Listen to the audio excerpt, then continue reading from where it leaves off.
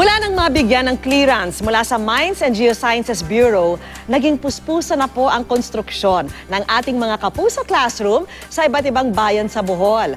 6 na bago at matitibay na mga classroom ang nagagamit na ngayon sa Kanmano at Kabanugan. At kasalukuyan pang nagpapatayo ang GMA Kapuso Foundation ng karagdagang 13 mga classroom sa bayan naman ng Inabanga, Calatrava at Clarin.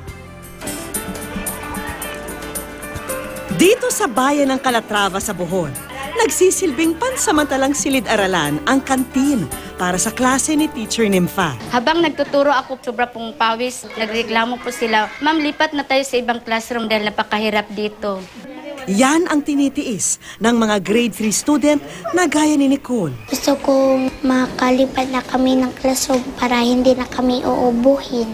Kailangan pang buhusan ng tubig ang sahig upang maalis ang alikabok na kadalasang sanhi ng pagkakaroon ng ubo ng mga bata. Luma at sira-sira na rin ang silid-aralan ng grade 1 student na si Christian dito naman sa bayan ng Inabanga. Masipag at matalino pa naman ang bata na nais maging agriculturist paglaki. Ngunit hadlang sa pag-aaral ang hindi maayos na silid. Bilib ako sa kanya kasi magaling siya. Kahit hindi masyadong maganda ang aming classroom, hindi hadlang sa kanya. Sila Nicole at Christian, hindi na makapaghintay na makalipat sa ating mga ipinatatayong Kapuso Classroom na ngayon nasa 80% na ang tapos. 6 na Kapuso-type classroom ang ipinatatayo sa Calatrava, 5 classroom naman sa Inabanga.